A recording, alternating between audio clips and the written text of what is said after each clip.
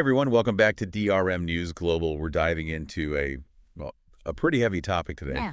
It's the Julie Stewart Binks lawsuit. Right. The sports journalist. She worked for ESPN, Fox Sport. Big name. Huge name in the industry, and she's alleging sexual assault.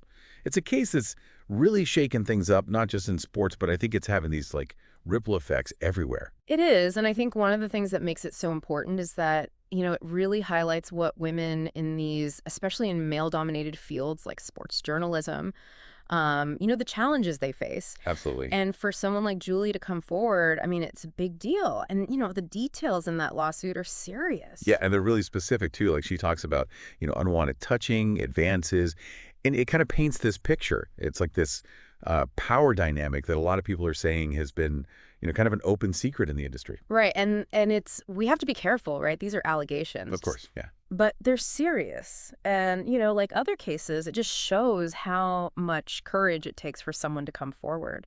And it forces us to, look at the systems that allow this kind of behavior to go on. And that's where, the #MeToo movement just feels so relevant here, doesn't it? Huge. I mean, #MeToo was global, right? Yeah. But we're still seeing how it's playing out in different areas. In this case, I think, it could set a precedent in sports media. It could change things. Yeah. Will we see more protections for women? Will hiring practices change? I mean, these are the questions. Totally. And for, our listeners who might not be super familiar with the legal side of things, what happens next? What can we expect? Well, typically you go into a discovery phase, Right. right? Gathering evidence could be witness testimonies, emails, all sorts of stuff. It can take a while. Right. Then you have to see, does it go to trial or is there a settlement? And each path, has its own consequences. I don't know, it's almost like this weird mix of fascinating and terrifying to think about where this could lead. Yeah, absolutely. And you can't isolate this case. It's not just happening in sports. We've seen it in Hollywood, politics, even academia. And each time it pushes the conversation forward, Yeah. How do we create accountability? How do we make things safer?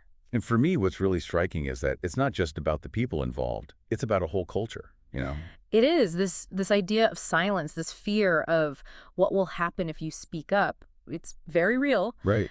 But we're also seeing a change. There's more of a willingness to say, no, we're holding people accountable, institutions accountable. And this case could be, a turning point for sports journalism. A turning point, yeah. Yeah. It's a conversation we can't stop having.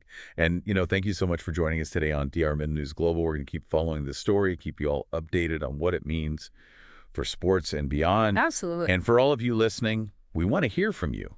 What are your thoughts? What questions do you have? Let's keep this conversation going. Thanks for tuning in.